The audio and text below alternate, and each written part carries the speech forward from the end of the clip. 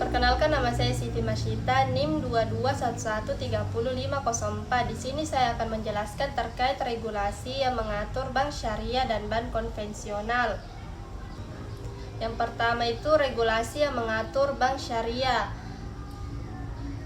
Perbankan syariah diatur oleh beberapa undang-undang dan peraturan, yaitu Undang-Undang Nomor 21 Tahun 2008, Undang-Undang Nomor 19 2008, POJK Nomor 64/POJK 30/2016, PJOK Nomor 303/2016, Peraturan Bank Indonesia Nomor 15/B/PBI/2013. Yang kedua itu regulasi yang mengatur bank konvensional. Perbankan konvensional diatur oleh beberapa peraturan, yaitu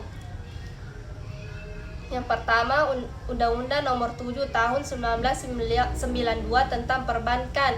Yang kedua Peraturan Otoritas Jasa Keuangan Nomor 12/PJOK 03/2021 tentang bank umum.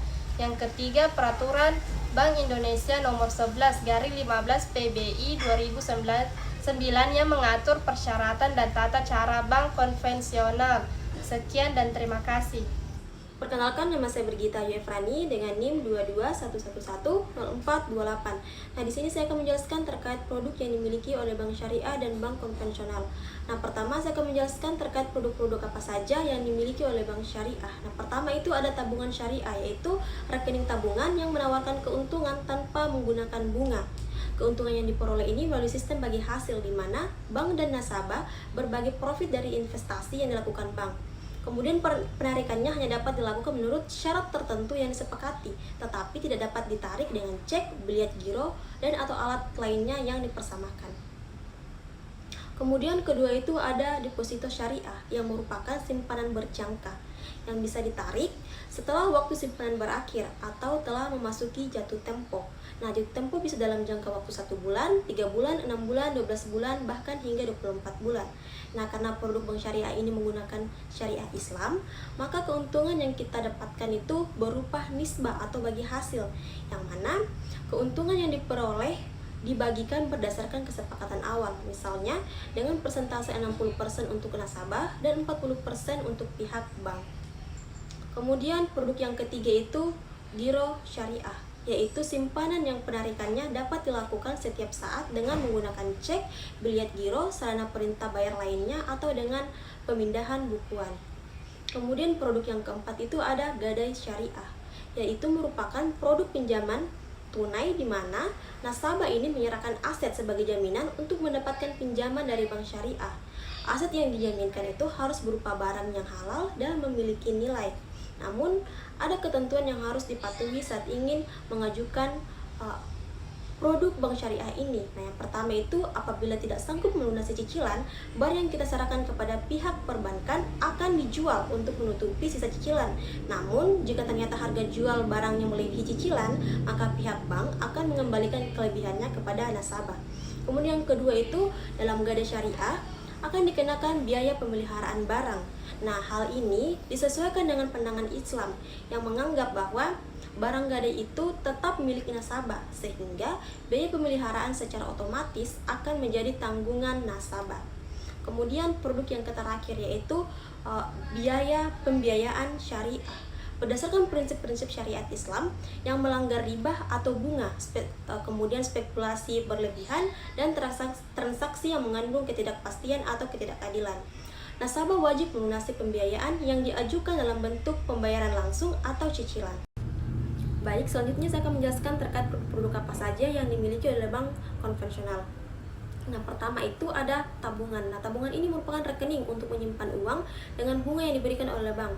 Nasabah dapat menarik dana kapan saja meskipun dengan batasan tertentu. Nah, kemudian yang kedua itu ada deposito. Nah, deposito ini merupakan produk simpanan dengan jangka waktu tertentu, misalnya 1 bulan, 3 bulan, atau bahkan 1 tahun, yang mana penawaran bunganya itu lebih tinggi dibandingkan dengan tabungan. Kemudian, penarikan sebelum jatuh tempo biasanya dikenakan penalti. Kemudian yang ketiga itu ada kredit atau pinjaman.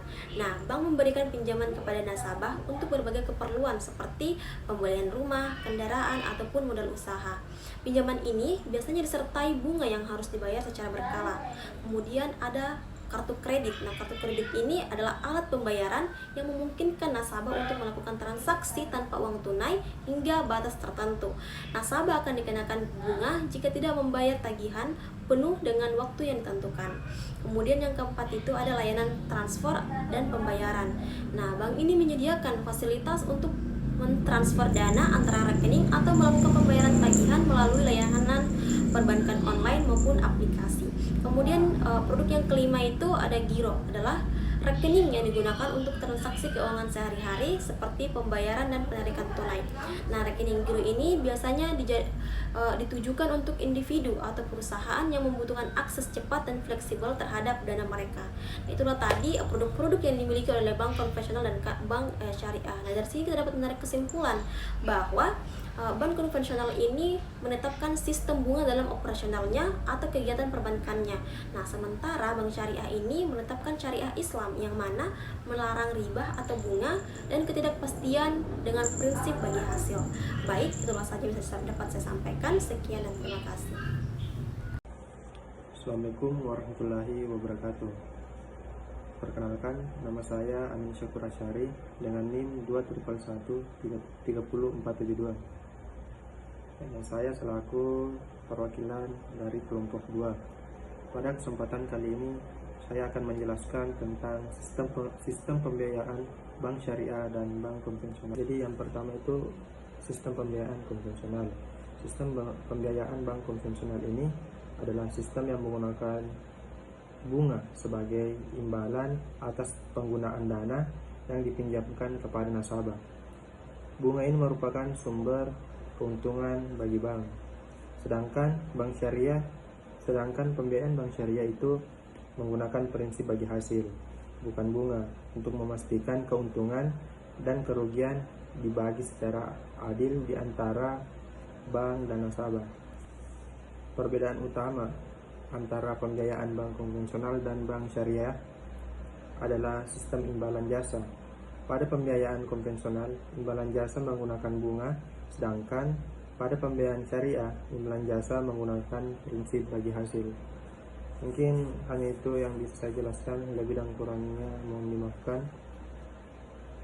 Sekian dan terima kasih. Saya kembalikan kepada moderator. Assalamualaikum warahmatullahi wabarakatuh. Perkenalkan, nama saya Zulfika dengan NIM 221110417. Baik, di sini saya akan menjelaskan mengenai resiko regulasi bank syariah dan resiko regulasi bank konvensional. Resiko yang umum dialami oleh kedua bank tersebut ialah resiko pasar, resiko kredit, resiko operasional, dan resiko likuiditas. Nah, perlu kita ketahui bahwasannya penerapan manajemen resiko di bank syariah berbeda dengan resiko pada bank konvensional. Pada bank syariah sesuai dengan peraturan OJK nomor 65 tahun 2016 bahwa ada resiko yang dapat terjadi di bank syariah tetapi tidak terjadi di bank konvensional, yaitu adanya resiko imbal hasil dan resiko investasi. Sekian dari saya. Wassalamualaikum warahmatullahi wabarakatuh.